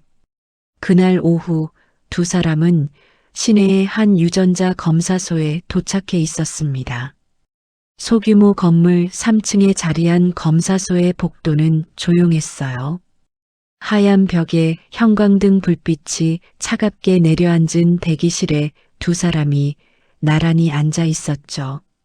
접수를 마치고 검사 순서를 기다리는 중이었습니다. 오수진이 조심스럽게 손을 뻗어 강민의 손을 잡으려 했습니다. 하지만 강민은 그 기척을 느끼자 어색한 듯 슬쩍 손을 빼서 무릎 위에 올렸어요. 강변에서 함께 울고 서로를 부둥켜 안았지만 이렇게 조용히 나란히 앉아 있으니 30년이라는 거리가 다시 느껴지는 듯 했습니다. 저 회장님, 강민이 입을 열었습니다. 엄마라는 단어가 혀끝까지 차올랐지만 그 두 글자가 입 밖으로 나오지 않았어요. 어린 시절 그 단어를 불러본 적이 한 번도 없었으니까요. 너무 겁먹지 말아요. 이게 끝나야 그 인간도 더는 장난질 못 칠 테니까. 강민의 서툰 위로였습니다. 오수진은 그런 강민이 더 가슴 아팠어요. 엄마라고 부르지 못하는 아들의 어색함. 위로의 말조차 투박하게밖에 하지 못하는 그 서툼이 30년간 떨어져 있었던 시간의 무게를 고스란히 보여주고 있었으니까요. 곧 접수 번호가 호출되었고 두 사람은 검사실 안으로 들어갔습니다. 구강 안쪽을 면봉으로 문지르는 간단한 채취였어요. 5분도 채 걸리지 않았죠. 직원이 샘플을 밀봉하고 접수 번호를 적는 모습을 오수진은 기도하는 심정으로 지켜보았습니다. 이 작은 면봉 2개가 30년간의 거짓말을 무너뜨릴 유일한 열쇠라는 걸 알고 있었으니까요.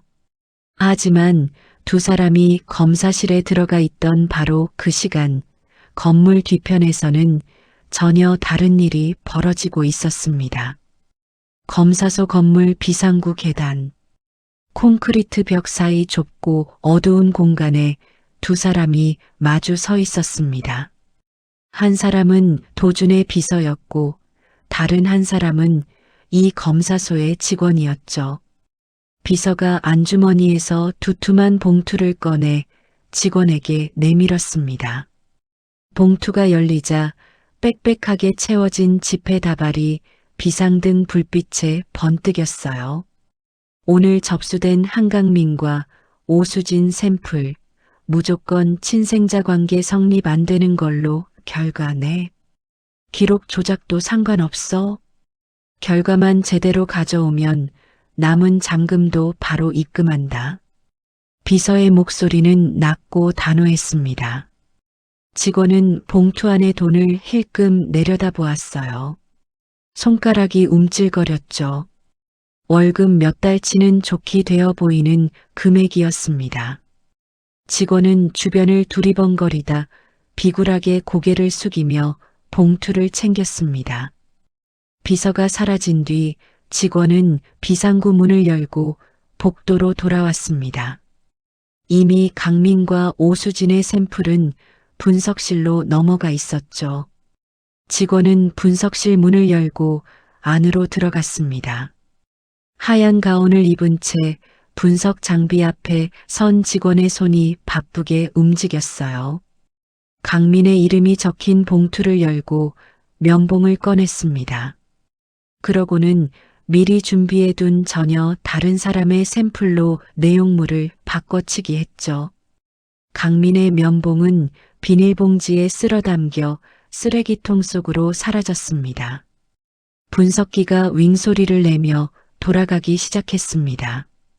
이제 이 기계가 내놓을 결과는 정해져 있었죠. 친생자 관계 불일치, 강민과 오수진이 부자 관계가 아니라는 거짓 결과가 며칠 뒤 두 사람의 손에 쥐어지게 될 거였습니다. 검사를 마치고 건물 밖으로 나온 두 사람의 표정은 사뭇 달랐습니다. 오수진은 비로소 희망 섞인 한숨을 내쉬었어요. 하지만 강민의 표정은 달랐습니다. 걸음을 옮기면서도 뭔가 찜찜한 기분을 떨칠 수가 없었어요.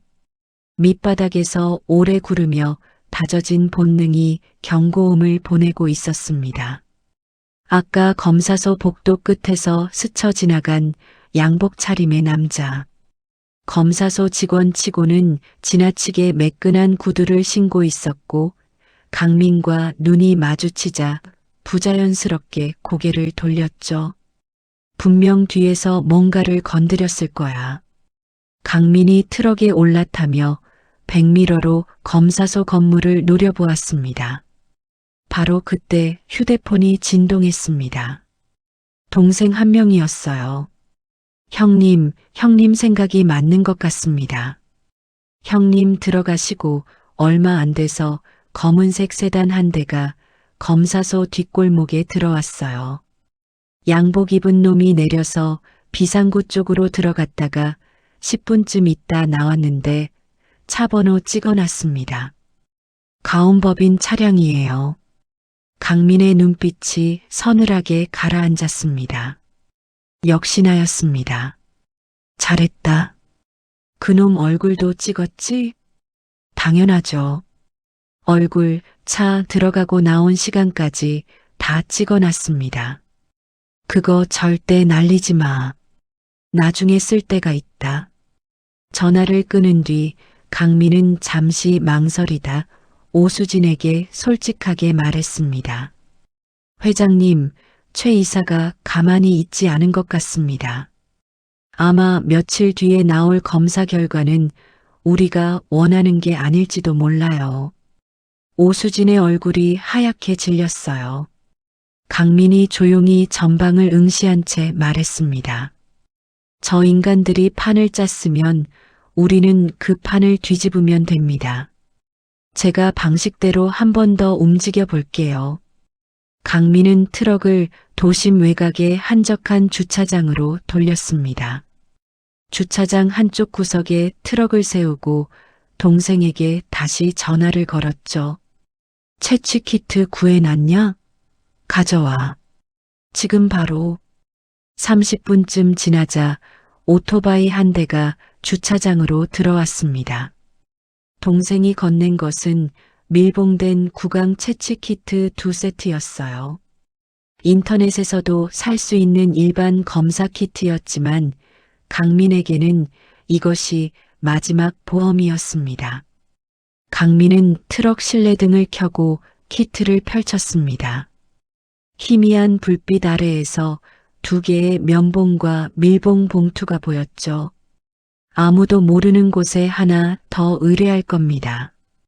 이번에는 최 이사가 손댈 수 없는 곳으로요.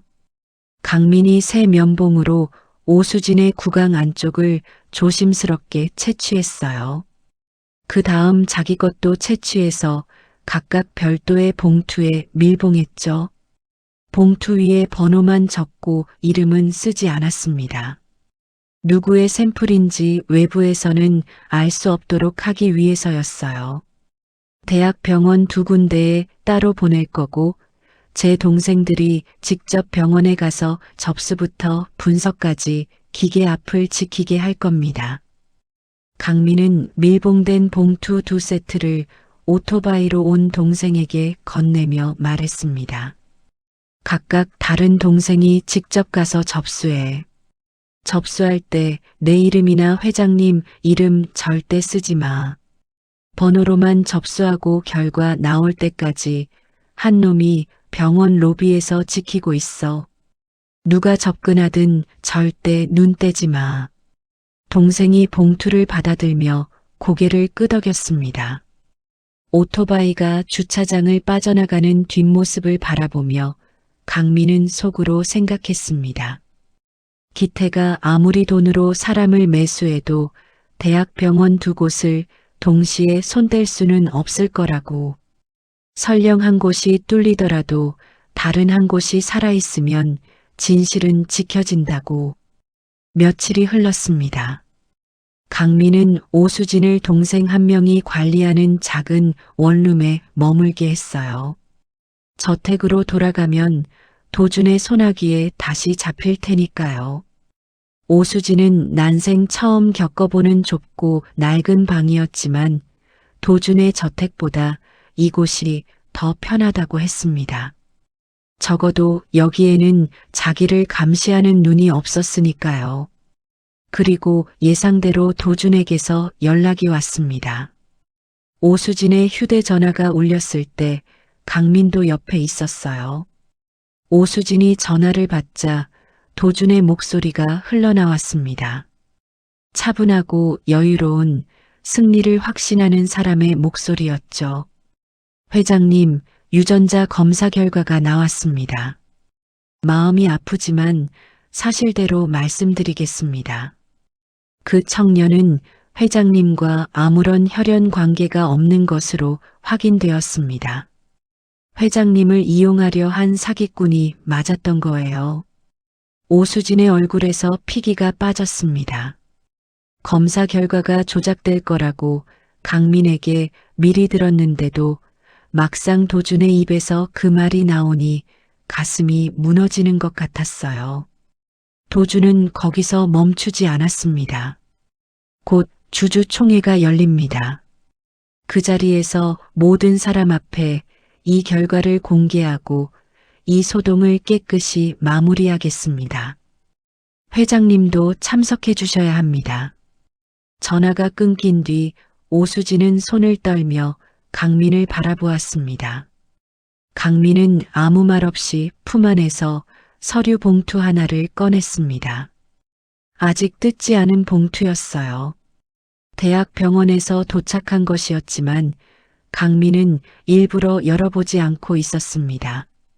최 이사가 주주총회에서 판을 벌이겠다면 우리도 거기서 뒤집으면 됩니다. 강민의 목소리에는 떨림이 없었습니다. 조용하지만 단단한 결전을 앞둔 사람의 목소리였죠. 강민은 봉투를 내려다보았습니다. 이 안에 담긴 결과가 무엇인지 강민은 아직 확인하지 않았습니다. 열어볼 결기가 없었던 것도 있지만 솔직히 말하면 두려웠던 것도 사실이었어요. 만약 이 결과마저 자기가 원하는 답이 아니라면 그때는 정말 모든 게 끝이니까요. 하지만 강민은 고개를 들었습니다. 아직 봉투는 2개였습니다. 두 병원 모두의 결과가 아직 손 안에 있었어요. 강민은 봉투를 수트 안주머니에 깊숙이 집어넣었습니다. 열어보는 건 주주총회장에서 하면 됩니다. 거기서 모든 사람 앞에서, 도준이 보는 앞에서, 그게 가장 확실한 방법이었어요. 오수진이 조용히 물었습니다. 무서운 거 아니야? 강민이 짧게 대답했습니다. 평생 무서운 것들이랑 살아왔습니다. 그리고 잠깐 멈추더니 덧붙였어요. 근데 이번엔 잃을 게 생겼어요. 그게 더 무섭습니다. 오수진은 그 말에 눈물이 차올랐습니다. 강민은 고개를 돌려 창밖을 바라보며 아무것도 보이지 않는 척했어요. 하지만 그 귀끝이 살짝 붉어지는 걸 오수진은 보고 말았습니다. 주주총회 당일 아침이 밝았습니다. 강민은 동생이 구해다 준 검은색 수트를 입고 거울 앞에 섰습니다. 평생 작업복과 낡은 점퍼만 걸쳐왔던 사람이 처음으로 정장을 입은 거였어요. 거울 속 자기 모습이 낯설었습니다. 시멘트 가루 대신 매끄러운 천이 어깨를 감싸고 안전화 대신 깔끔한 구두가 발을 감쌌죠. 하지만 얼굴은 그대로였습니다. 광대뼈의 오래된 흉터도 왼쪽 눈 밑에 작은 점도 밑바닥에서 구르며 새겨진 모든 흔적이 고스란히 남아 있었어요. 강민은 거울 속 자기 눈을 똑바로 바라보았습니다. 품 안에는 동생들이 밤새 확보한 영상이 담긴 USB가 있었고 그 옆에는 대학병원에서 온 아직 뜯지 않은 서류 봉투 2개가 나란히 들어 있었죠. 강민은 그것들을 수트 안주머니에 깊숙이 집어넣었습니다. 이제 돌려받으러 갑시다. 뺏긴 내 이름, 그리고 우리 어머니의 30년. 강민이 낮게 속삭였습니다. 문 밖에서 오수진이 기다리고 있었어요. 오수진도 단정한 차림을 하고 있었지만 얼굴에는 불안과 결의가 반반씩 섞여 있었죠. 두 사람은 서로를 바라보며 고개를 끄덕였습니다.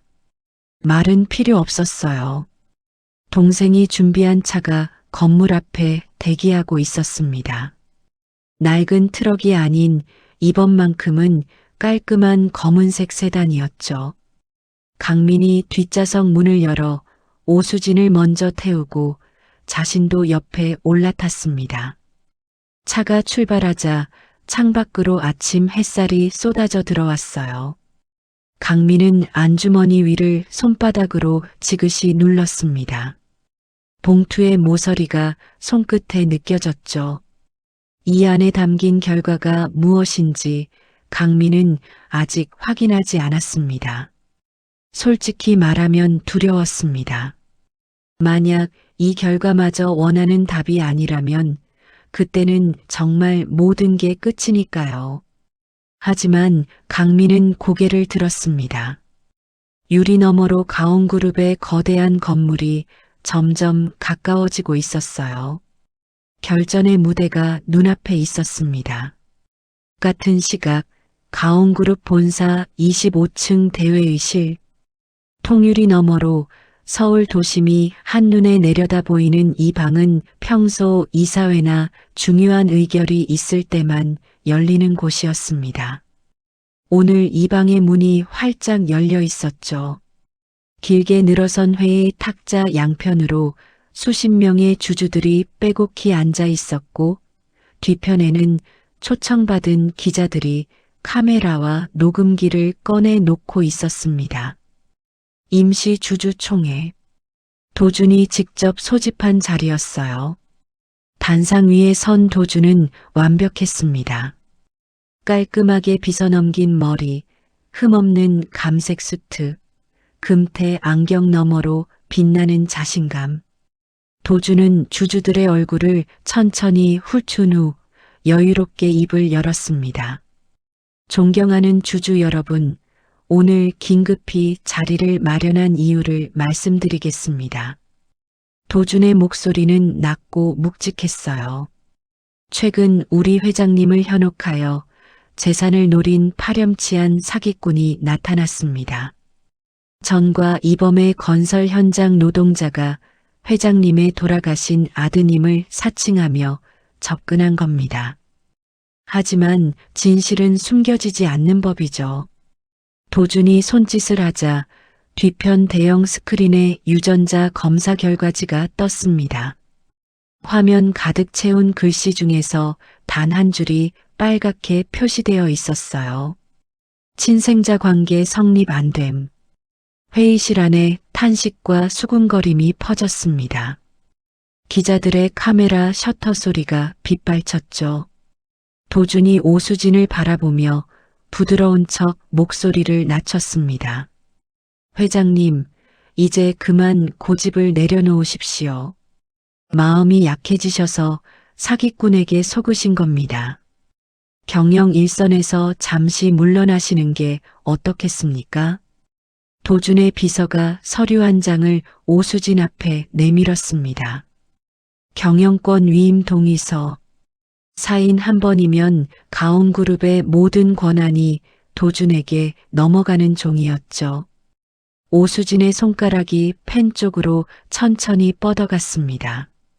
바로 그 순간이었습니다. 쾅! 회의실 뒷문이 벽에 부딪힐 만큼 거칠게 열렸습니다. 모든 시선이 일제히 뒤로 쏠렸죠. 문 앞에 한 사내가 서 있었습니다. 강민이었어요. 하지만 지금까지의 강민이 아니었습니다. 시멘트 가루가 앉은 작업복도, 낡은 안전화도 아니었어요. 몸에 딱 맞는 검은색 수트에 넥타이까지 맨 강민이 곧은 허리로 회의실 안을 똑바로 바라보고 서 있었습니다. 얼굴의 흉터는 그대로였고 손은 여전히 거칠었지만 눈빛이 달랐어요. 밑바닥에서 올라온 사람의 서슬 퍼런 각오가 그 눈 안에 가득 차 있었죠. 강민의 뒤로 동생 4명이 나란히 서 있었습니다.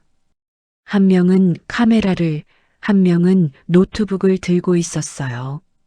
도준의 미소가 얼어붙었습니다. 당장 이 정가자를 끌어내.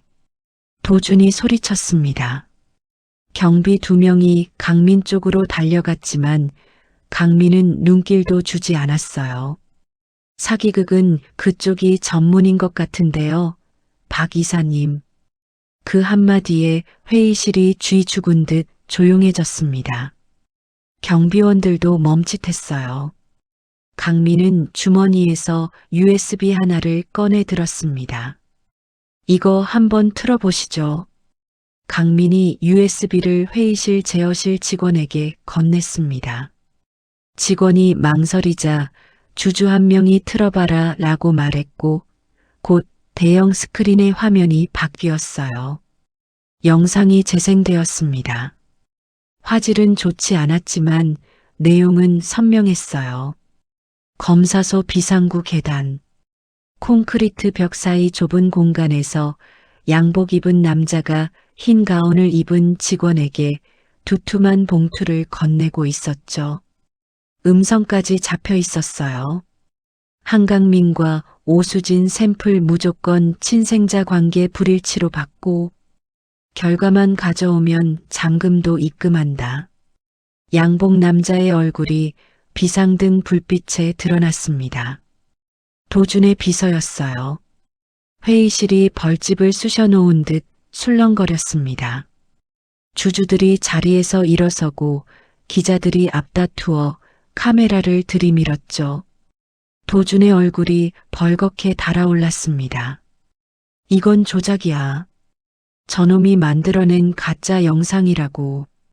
도준이 악을 쓰며 스크린을 가리켰지만 강민은 멈추지 않았습니다.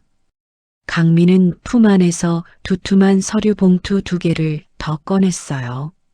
갈색 봉투 위에는 각각 대학 병원의 직인이 선명하게 찍혀 있었죠.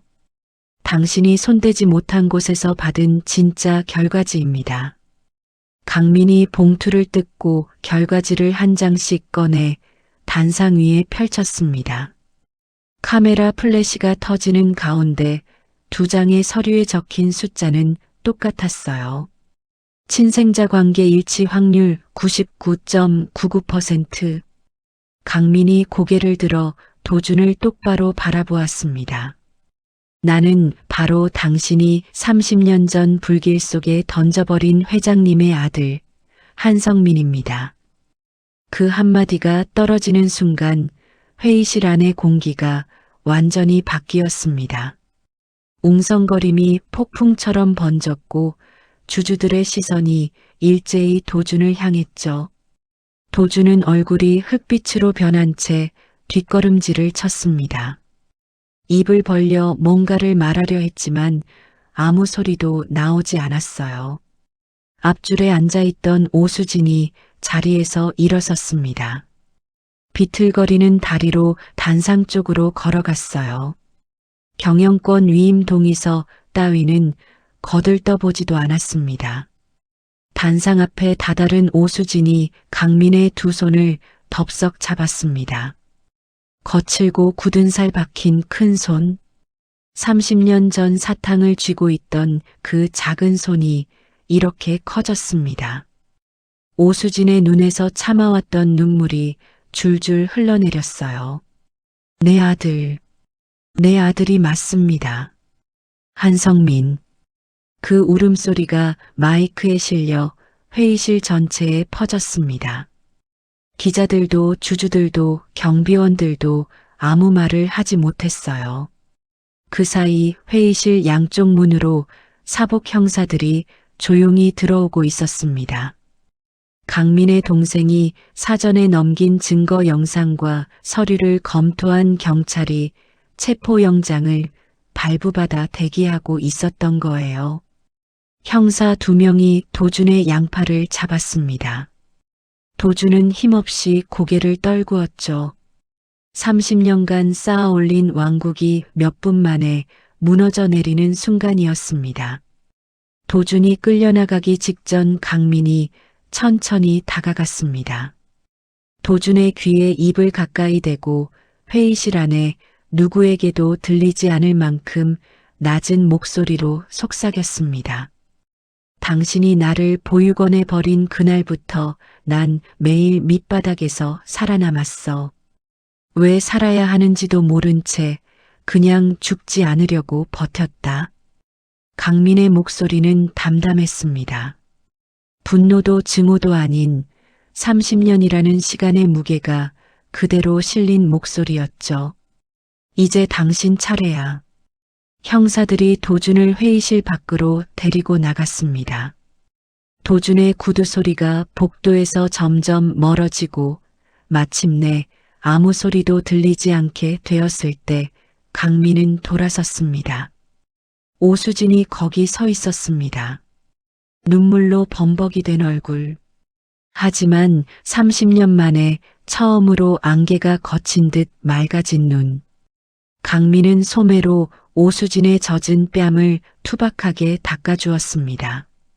곱게 쓰는 법을 몰라서 거친 손으로 눈물을 문지르듯 닦는 게 전부였지만 오수진은 그 서툰 손길에 다시 눈물이 차올랐어요.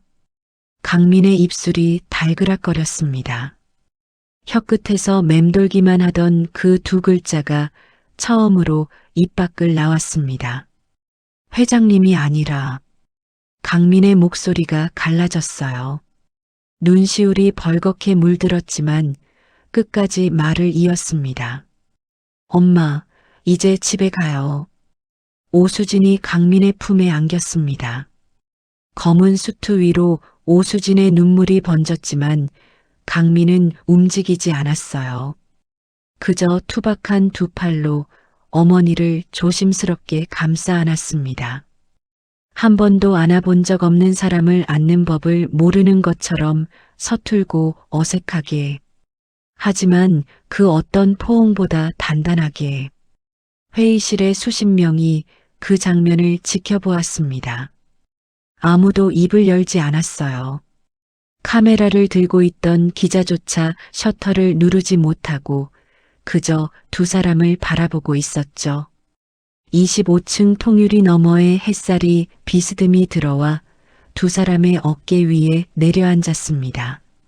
30년간 멈춰있던 시간이 다시 돌아가기 시작했습니다. 주주총회장이 아수라장이 된 그날 이후 세상은 빠르게 돌아갔습니다. 도주는 현장에서 긴급 체포된 뒤 검찰로 넘겨졌고 수사가 시작되자 30년간 감춰져 있던 추악한 진실이 줄줄이 쏟아져 나왔습니다. 30년 전 화재 당일 새 살배기 성민을 버리고 다른 아이의 유고를 성민의 것으로 위장한 유기 혐의. 오수진에게 수년간 안정제라 속이며 판단력을 흐리는 약을 복용시킨 혐의. 유전자 검사 결과를 돈으로 조작한 증거인멸. 거기에 가온그룹 경영권을 빼돌리기 위한 수백억 원대의 횡령까지. 도준이 쌓아올린 왕국은 그가 저지른 범죄의 무게를 이기지 못하고 한꺼번에 무너져 내렸습니다. 법정에서 도준은 끝까지 발 빼려 했습니다. 화재는 사고였을 뿐이라고, 아이가 죽은 줄 진심으로 믿었다고, 약은 정말 안정제였다고. 하지만 강민의 동생들이 확보한 검사소 비상구 영상, 법인 차량 번호판 사진, 그리고 두 대학병원의 유전자 검사 결과지 앞에서 도준의 변명은 종이처럼 찢겨나갔죠. 재판부는 도준에게 중형을 선고했습니다. 도준의 얼굴에서 마지막 남은 오만함마저 사라진 건 법봉이 내려치는 그 순간이었습니다. 오수진의 곁을 30년간 좀먹어온 사람은 그렇게 철창 안으로 사라졌습니다. 도준이 끌려간 뒤 가온그룹의 모든 경영권은 오수진에게 온전히 돌아왔습니다. 30년간 누군가의 손에 이끌려 도장만 찍어왔던 오수진이 처음으로 스스로의 의지로 결재를 올렸습니다. 비서들이 처음 보는 얼굴이라고 할 만큼 눈빛이 달라진 오수진이었어요. 약이 끊기고 두 달이 지나자 오수진의 판단력은 완전히 회복되었습니다. 안개가 걷힌 것처럼 세상이 선명해졌고 회사 안에서 도준이 저질러온 일들이 하나하나 눈에 들어오기 시작했죠. 오수진은 조용히 그것들을 바로잡아 나갔습니다. 소리도 없이, 서두르지도 않고. 강민은 그 과정을 곁에서 지켜보았습니다. 딱히 돕는 것도 없이 그냥 옆에 있었어요. 그것만으로도 오수진에게는 충분했습니다. 계절이 바뀌었습니다. 봄이 왔어요. 강민은 이제 더 이상 공사 현장의 컨테이너 숙소에서 잠을 청하지 않습니다. 강남 부촌의 저택, 어머니의 집에서 살고 있죠. 하지만 화려한 침실의 킹사이즈 침대는 아직도 어색한 모양이었습니다. 매일 밤 이불을 끌고 거실 소파로 나와 웅크리고 자는 강민을 오수진은 처음에 안쓰러워했지만 이제는 그냥 소파 위에 이불을 두툼하게 깔아놓습니다. 아들이 편한 곳에서 자는 게 제일이니까요. 어느 화창한 주말이었습니다. 강민은 오수진과 함께 차에 올랐어요. 목적지는 경기도 외곽의 조용한 묘원이었습니다. 30년 전 화재로 세상을 떠난 아버지가 잠든 곳이죠.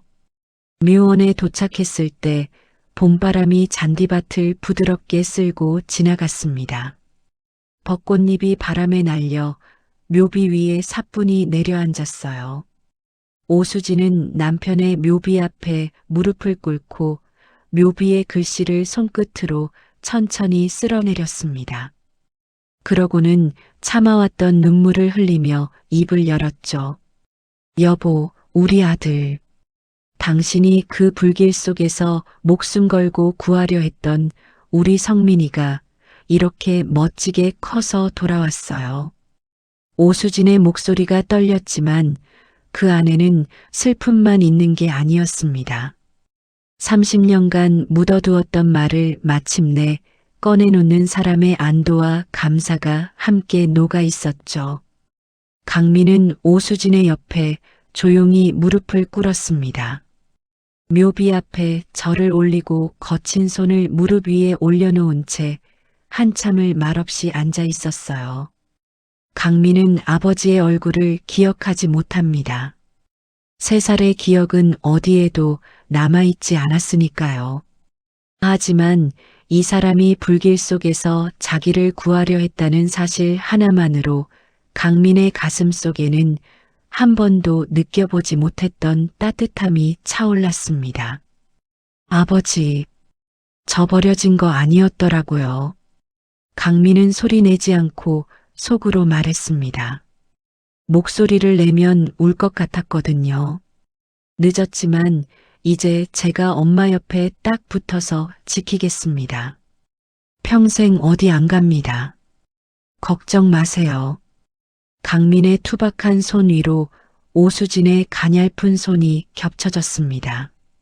두 사람은 아무 말 없이 묘비 앞에 나란히 앉아 봄바람을 맞았습니다. 벚꽃잎이 두 사람의 어깨 위로 소리 없이 내려앉았어요. 돌아오는 길 차 안은 조용했습니다. 강민은 가끔 그 낡은 트럭이 그리웠습니다. 엄마를 처음 태웠던 차, 강변 벌판에서 함께 울었던 차. 그 낡은 트럭은 지금 보안업체 주차장 한쪽에 세워져 있었어요. 강민은 그 트럭을 팔지 않았습니다. 앞으로도 팔지 않을 겁니다.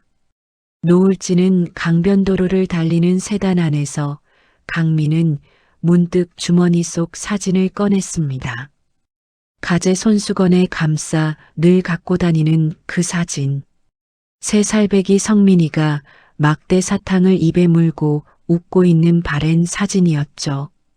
강민은 사진 속 아이의 얼굴을 한참 내려다보다가 조수석의 오수진을 바라보았습니다. 오수진의 얼굴에는 30년 만에 처음으로 안개가 걷힌 듯 맑은 미소가 피어 있었어요. 집 앞에 차가 멈췄습니다. 강민이 먼저 내려 조수석 문을 열어주었죠. 오수진의 손을 잡아 일으키며 강민이 쑥스럽게 웃었습니다. 평생 한 번도 지어보지 못했던 어색하지만 환한 웃음이었어요. 다 왔습니다.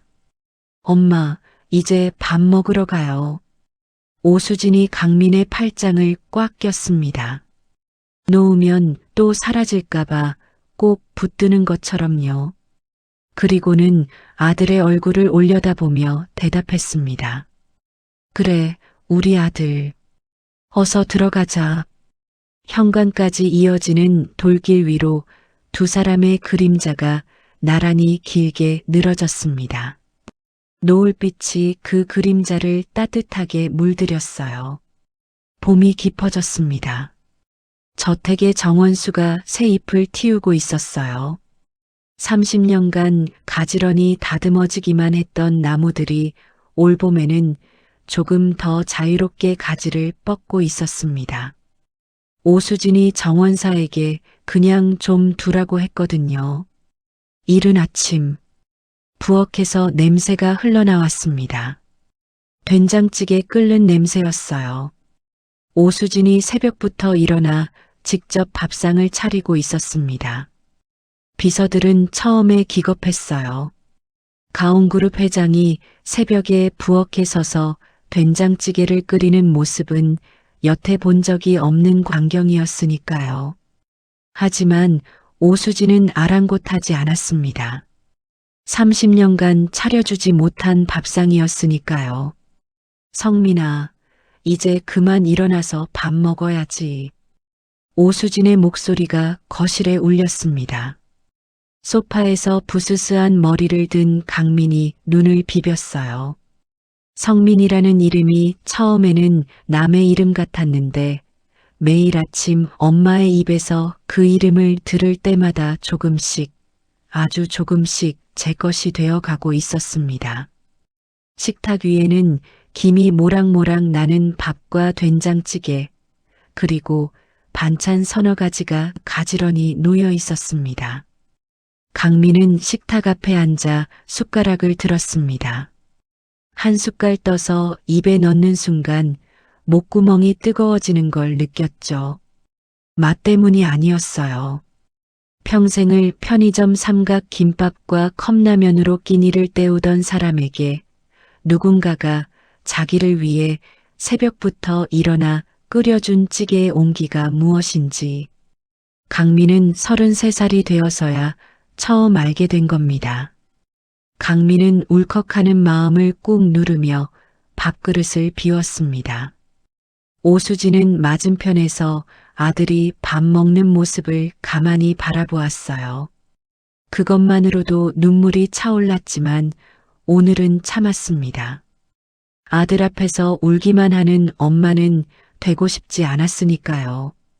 강민을 도왔던 동생들의 삶도 달라졌습니다. 강민은 오수진의 도움을 받아 작은 보안업체를 세웠어요. 보육원 출신의 동생 6명을 정식 직원으로 채용했죠. 어두운 골목에서 주먹을 휘두르던 손으로 이제는 깔끔한 제복의 단추를 잠그고 사람들을 지키는 일을 합니다. 형님, 아니 본부장님, 오늘 점심은 뭐 드십니까? 아침마다 사무실에 출근하는 동생들이 거수 경례를 하며 강민을 맞이했습니다. 강민은 껄껄 웃으며 동생들의 어깨를 툭툭 쳤죠. 나쁜 짓 하지 말고 땀 흘려서 벌자. 보육원 시절부터 강민이 동생들에게 입버릇처럼 하던 말이 드디어 현실이 된 겁니다. 제복을 입고 당당하게 걸어다니는 동생들을 볼 때마다 강민은 이 모든 게 꿈이 아닌가 싶을 때가 있었어요. 하지만 아침에 눈을 뜨면 엄마의 밥 짓는 소리가 들리고 출근하면 동생들이 웃으며 인사하는 이 일상이 강민에게는 꿈보다 더 비현실적인 진짜 현실이었습니다. 어느 날 저녁이었습니다. 강민은 오수진이 서재에서 서류를 검토하는 모습을 문 밖에서 잠깐 바라보았어요. 몇 달 전만 해도 약에 취해 초점 없는 눈으로 앉아있던 사람이 이제는 또렷한 눈빛으로 펜을 쥐고 있었습니다. 강민은 아무 말 없이 그냥 돌아섰습니다. 그래도 됐다. 저렇게 살면 됐다. 보육원에서 자라며 수도 없이 물었던 질문이 있었습니다. 나는 왜 여기 있지? 나는 왜 버려진 거지? 나는 누구지? 그 질문에 이제 강민은 대답할 수 있었습니다. 나는 한성민이고 오수진의 아들이고 6 동생의 형입니다. 그것으로 충분했습니다. 여름이 왔습니다. 저택 정원의 나무들은 이제 제법 풍성한 잎을 달고 있었어요. 오수진이 정원사에게 원하는 대로 자라게 두라고 했던 그 나무들이 반년 만에 이렇게 달라진 거였습니다. 이른 아침 강민은 정원 한가운데 낡은 나무 의자에 앉아 커피 한 잔을 들고 있었습니다. 값비싼 커피가 아니었어요. 어제 편의점에서 사온 캔커피였죠. 수백억 원짜리 저택 정원에 캔커피를 들고 앉아 있는 모습이 어울리지 않는다고 비서가 한마디 했지만 강민은 신경 쓰지 않았습니다. 이게 편한 건 어쩔 수 없었어요. 오수진이 정원으로 나왔습니다. 뭐 하고 있어? 그냥 앉아 있습니다. 그냥? 네. 그냥. 오수진이 강민 옆 빈 의자에 앉았습니다. 두 사람은 한동안 아무 말 없이 나무와 하늘을 바라보았어요. 비서도 없고 회의도 없고 전화도 없는 아침이었습니다. 오수진이 물었습니다. 지금 행복해? 강민이 잠깐 생각했습니다. 잘 모르겠습니다. 근데 무섭지는 않아요. 오수진이 그 말에 조용히 웃었습니다. 그 웃음이 강민에게는 어떤 대답보다 좋았어요. 그날 오후 강민은 혼자 보안업체 주차장으로 갔습니다. 한쪽 구석에 세워진 낡은 트럭이 보였어요. 페인트가 벗겨지고 범퍼가 찌그러진 그 트럭. 반년이 넘는 시간 동안 아무도 손대지 않아 먼지가 쌓여 있었지만 강민은 수건을 꺼내 차체를 천천히 닦기 시작했습니다. 동생 하나가 다가왔습니다. 형님, 그 트럭 팔면 좋은 거 살 수 있는데. 강민이 고개를 저었습니다. 안 팔아. 왜요? 강민은 잠깐 트럭을 바라보았습니다. 이 차로 엄마 처음 태웠거든. 강변 벌판도 같이 갔고. 동생이 고개를 끄덕이며 아무 말하지 않았습니다. 그 말만으로 충분했으니까요. 강민은 트럭 운전석 문을 열고 안으로 들어갔습니다. 시트에서는 아직도 시멘트 냄새가 희미하게 났어요. 강민은 그 냄새를 맡으며 한참을 가만히 앉아 있었습니다. 저 혼자 죽지 않으려고 버티던 시절이 있었어요. 아침에 눈을 떠도 왜 눈을 떠야 하는지 몰랐던 때가 있었습니다. 그 시절 이 트럭은 강민의 전부였어요.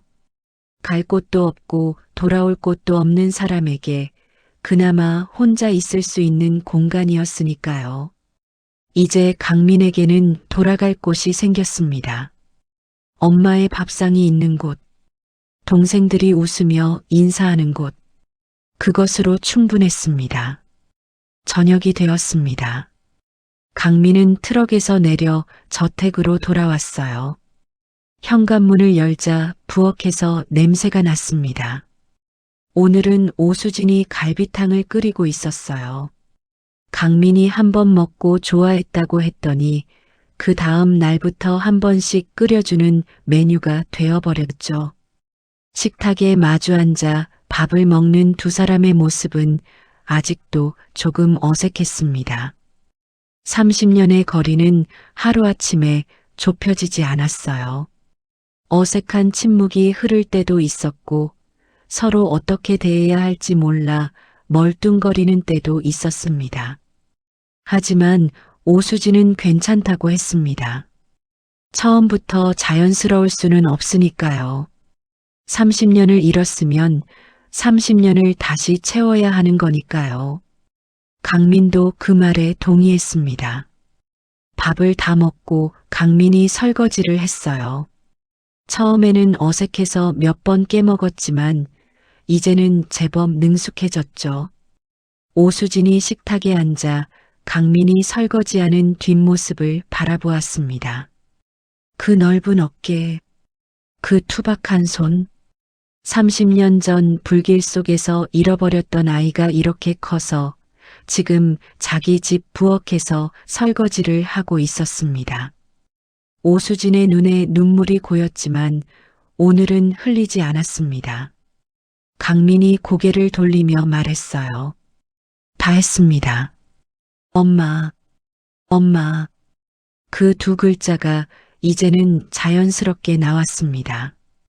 처음처럼 갈라지지 않았고 처음처럼 어색하게 멈추지도 않았어요. 오수진이 대답했습니다. 수고했어, 우리 아들. 현관 쪽에서 바람이 들어왔습니다. 정원의 나무들이 흔들리는 소리가 났어요. 문이 닫혔습니다. 안에서 두 사람의 목소리가 작게 새어나왔습니다. 어떤 대화인지는 들리지 않았어요. 하지만 그 안에 웃음이 있다는 건 알 수 있었습니다. 길었던 겨울이 끝나고 30년 만에 찾아온 진짜 봄이었습니다. 살다 보면 우연처럼 보이는 순간이 사실은 운명의 시작일 수 있습니다. 지갑 속에 품은 사진 한 장, 포기하지 않은 어머니의 마음, 그것이 끊어졌던 30년의 시간을 다시 이어줬습니다. 오늘 이야기가 공감되셨다면 구독과 좋아요 한 번씩만 부탁드립니다. 더 좋은 이야기로 다시 찾아오겠습니다.